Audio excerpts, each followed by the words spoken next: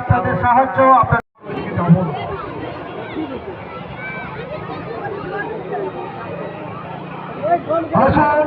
যেতে পারেন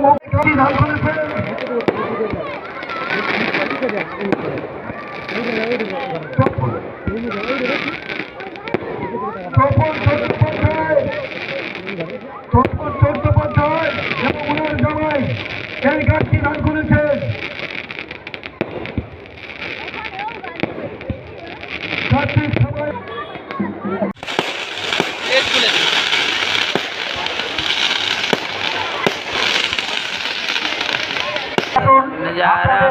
আপনাদের সাহায্য আপনাদের সহানুভূতিতে আমাদের এই মন্দির আমাদের এই অনুষ্ঠান আগামী দিনে আরো যাতে সুন্দরভাবে সম্পন্ন হতে পারে, তাই আপনাদের সাহায্য আপনাদের সহানুভূতি আপনাদের দান আমরা প্রার্থনা করছি।